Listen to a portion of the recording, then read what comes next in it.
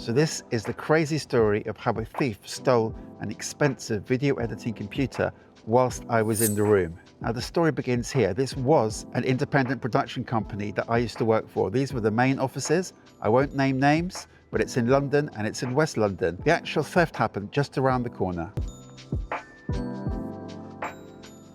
Now I have to stress this was over 25 years ago, around the year 2000.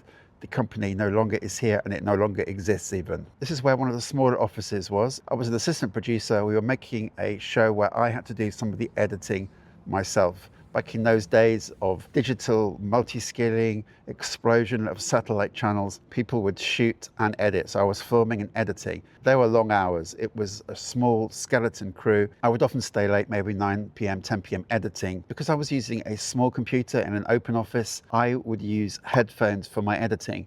Now I need to explain to you the layout of the office so you can understand what happened. Okay, don't laugh at my drawing, but this is just a rough layout. So this was the main entrance. Around here was an elevator in the corridor, but this was the entrance. There was a toilet here. Go down the corridor. This room was the main office. That is my desk here. That is me with my headphones on. This was a window here.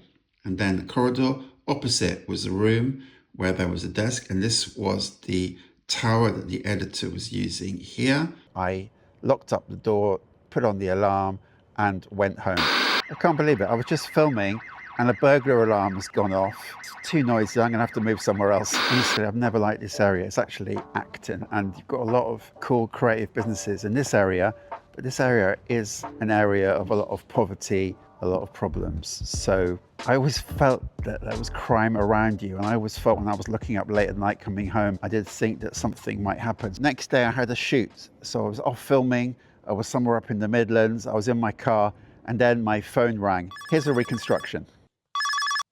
Hello? What? God, be kidding me. Who did that? And what the phone call was telling me was that the main editing computer, which was in the professional editor's room, was missing. All there were cables. The actual tower was completely missing. In it were the projects and the media that the editor had been working on a show for quite a while. So the police had been called and there was an investigation. How would this happen? The theory was that the main door into the office, which was the top of the stairs, was not locked, and somebody had just walked in, had the balls to walk in through a small corridor, past the toilet, into the editing suite, unplugged the desktop and walked out again, realizing that there was somebody inside because the lights were on, the door was open, and literally just walked off with it. And I had not noticed because of the headphones. Now, what would have happened if I had come out to go to the toilet or confronted this person? Would there have been violence involved? Would I have had to fight to preserve this computer? Who knows? The only trouble was there was a suspicion from the police it was an inside job.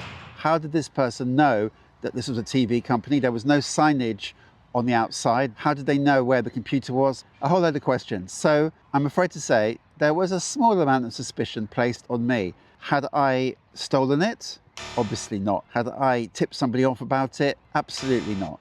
I mean, this was my livelihood. It was one of my earliest jobs in television. And if you work in TV as a freelancer, you know that you have to cling on to your jobs because otherwise you'll be out and it's pretty hard to get back into this profession. I explained my position and obviously there was something wrong with the protocol. If somebody was last in, then whoever left before that should have told them that they're leaving. Then the last person there, like me, should have locked the door from the inside, obviously. But also it was dumb of me not to be aware that that person had left. Probably I am not faultless in this. The projects had been backed up somewhere else, so there was a fairly recent project they could use to bring back the program and to rebuild it. So it wasn't a total disaster, but it could have been. So I did keep my job. It was a bit awkward with a slight suspicion. I think that went away fairly soon.